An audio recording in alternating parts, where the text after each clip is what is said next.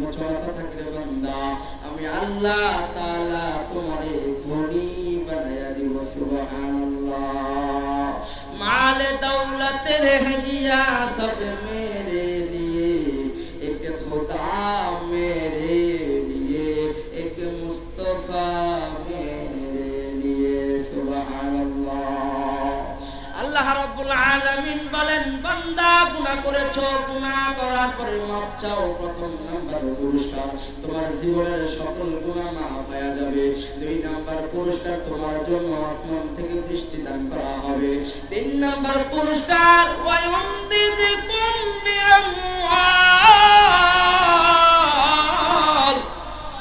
বান্দা তোমার জন্য তিন নাম্বার পুরস্কার তিন নাম্বার ফজিলত আমি আল্লাহ তাআলা তুমি যদি গরীব থাকো তুমি যদি অভাবী থাকো তুমি যদি দরিদ্রতার মধ্যে পড়ে থাকো তোমার যদি সাংসারিক বরকত নাই ব্যবসায়িক বরকত নাই আমি আল্লাহ তাআলা তোমারে ধনী বানায়া দিব সুবহানাল্লাহ এই জন্য যে বান্দা যত তাকওয়াবান যে বান্দা যত আল্লাহ ভীরু ওয়া মাইয়াত্তাকিল্লাহা ইয়াজআল লাহু মাখরাজাও ওয়া ইয়ারযুকুহু মিন হাইতু লা ইয়াহতাসিব আল্লাহ তাআলা বলেন ও বান্দা আমারে ভয় করে যদি গুনাহগুলো ছেড়ে দেয় আমি আল্লাহ তাআলা বিপদে মুসিবতে তার জন্য সাহায্যকারী হয়ে যাব ওয়া ইয়ারযুকুহু মিন হাইতু লা ইয়াহতাসিব আর আমি আল্লাহ তার জন্য সম্মানজনক রিজিকের ব্যবস্থা করে দেই এই জন্য যে বান্দা যত আল্লাহ ভীরু হবে আল্লাহর জিকির করবে আল্লাহকে ডাকবে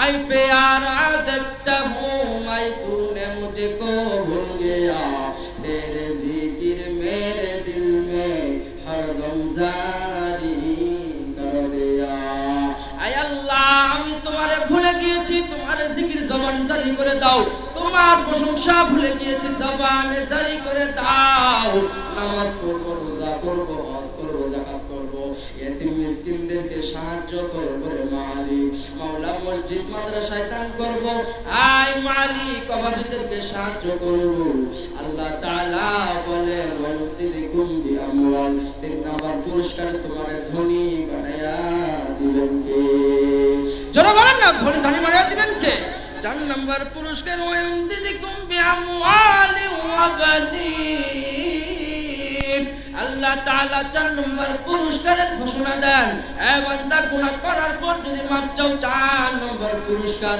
আমি আল্লাহ তাআলা তোমারে নবীন সিদ্দিকিন সালেহিনের মতো সন্তান করে দিব সুবহানাল্লাহ ওই যে পয়গম্বর ইসমাঈল পয়গম্বর ইব্রাহিম একজন সবিউল্লাহ একজন জবিউল্লাহ একজন সফিউল্লাহ একজন জবাই দাতা আর একজন জবাই করনে ও দেওয়ানেওয়ালা বলে কেমন সন্তান কেমন পিতা কেমন কেমন বাবা নবী বাবাও পয়গম্বর সন্তানও পয়গম্বর বলে কুরবানি দিবে ইসমাঈলকে আল্লাহ পয়গম্বর বলতেছেন ফালাম্মা বালাগা মাআহু সাইয়া ক্বালা ইয়া বুনাইয়া ইন্নী আরা ফিল মানাম আন্নী أذبحك فانظر ماذا ترى قال يا أبت افعل ما تؤمر ستجدني إن شاء الله من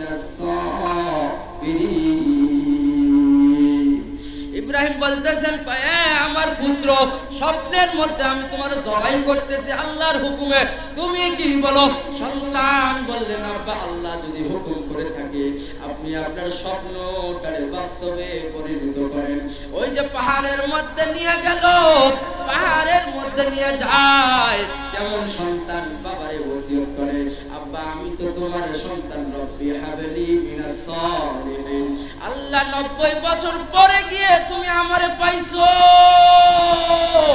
ও আব্বা আমারে তো তুমি মহব্বত করো কিন্তু কিছু করার নাই আল্লাহর হুকুমে তো তুমি আমারে এখন জব করবে আব্বা আমি তো তোমার প্রিয় সন্তান মহব্বতের সন্তান অতএব আব্বা তুমি আমার চোখের মধ্যে তুমি তোমার চোখের মধ্যে কালো কাপড় বেঁধে ফেলো আমার হাত পা দুইটারে বাঁধে ফেলো আমারে তুমি সামনের দিক জব কইরো না একটু একটু কাট কইরা তুমি আমারে জব কইরো বলে সন্তান কেন তুমি এত ওসিয়ত করলা কেন আমার চোখের মধ্যে কালো পর্দা দিতে বললা বলে আব্বা জান এইজন্য দিতে বললাম আপনি আমারে অনেক মহব্বত করেন আপনি আমারে খুব মহব্বত মহব্বত করেন। যদি আপনি আমার জব করতে গিয়া যদি আপনার ছুরি দেখা, ও আব্বা আপনি আমার যদি জব করতে গিয়ে আমার চেহারার দিকে যদি আপনার চেহারা নজর পড়ে যায়, তাহলে তো আপনার দিলের মধ্যে মায়া ঢুকে যাবে, ভালোবাসা ঢুকে যাবে, আল্লাহর হুকুম থেকে আপনি গাফেল হয়ে যাবেন। এই জন্য আপনার চোখের মধ্যে কাপড় বেঁধে ফেলেন আর আল্লাহর হুকুমে আমার জব করেন। সুবহানাল্লাহ। পয়গম্বর ইসমাইল আরো পরামর্শ দিচ্ছেন, আব্বা আমার হাত পা গুলো বাইধা ফেলেন। বলে বাবা কেন হাত পা তোমার বাঁধবো? বলে আব্বা জান এই জন্য বাঁধবেন, বলে আমার হাত পা গুলো যদি খোলা অবস্থায় থাকে, যদি জব করতে গিয়ে আমার হাত পা আর পা যদি আপনার আব্বার গায়ে লেগে যায়, তাহলে তো আব্বা আমি অন্যায় কাজ করে ফেলবো। আল্লাহ আমার উপর অভিশাপ দেবেন, আমার উপরে নাজার ছায়া যাবেন। আমার পাও যদি আপনার গায়ে লেগে যায় রে বাবা, আল্লাহ আমার মাফ করবে না। এই জন্য আব্বা আমার হাত পা গুলো বেঁধে ফেলেন। সন্তানের হাত পা গুলো বাঁধলো। আল্লাহ তাআলার রহমতের ফেরেশতারা জান্নাতের মধ্যে হাওমাও করে কান্না করে। আল্লাহ জমিনের মধ্যে কি দেখাচ্ছ রে আল্লাহ? আল্লাহ বলেন জিবরাইল তুমি কোথায়?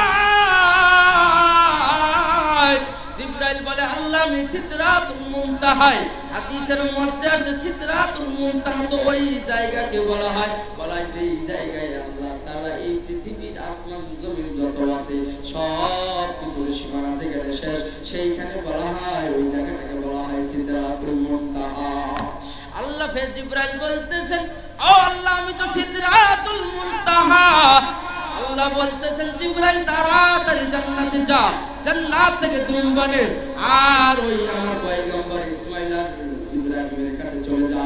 আরে ইব্রাহিম তো সন্তানকে জব করবে, এমন অবস্থায় তাড়াতাড়ি করে জান্নাত থেকে দুম্বা নিয়ে আমার ইসমাইলকে সরাই দিয়ে দুম্বা তারা শোয়া দে। সুবহানাল্লাহ। জিবরাইল বললেন আল্লাহ রে জান্নাতের শেষ সীমান্তে সিদরাতুল মুনতাহা, এইখান থেকে জান্নাতে যাইতে তো আমার সময় লাগবে, আবার জান্নাত থেকে দুম্বা নিয়ে আবার জমিনে যাইতে তো আমার সময় লাগবে। আল্লাহ আমি এতগুলো সময় কোথায় পাবো? আল্লাহ বলতেছেন আমি তোর পাওয়ার দিয়া দিলাম, তোর কাছে তো 600 নূরের ডানা আছে, একটা নূরের ডানা জান্নাতের মধ্যে ঢুকাইয়া দে, আরেকটা নূরের পর্দা দুনিয়ার জমিনে নামায়া দে। একটা পর্দা দিয়ে জান্নাতে ঢুকে যা, আরেকটা পর্দা দিয়ে নূর দিয়ে জমিনে নেমে যা। জিবরাইল বলতেছে তিন কাজে আমার সবচেয়ে বেশি কষ্ট হয়েছিল, তিনটা কাজে তিনটা সময় আমি জিবরাইলের সবচেয়ে বেশি সময় লেগেছে, সবচেয়ে বেশি পেরেশানি হয়েছে। একটা হলো এই পয়গম্বর ইব্রাহিমের ইসমাইলের জবর সময়, আর একটা হলো ইউসুফ নবীর যখন তার ভাইয়ের কুয়ার মধ্যে ফালায়া দেয়।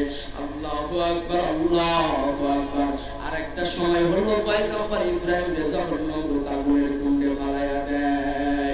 বলে আমি জিবরাইল যে এত তাড়াতাড়ি করে এসেছি, আমি জিবরাইলের দম শুধু বের হতে লাগছিল। সুবহানাল্লাহ।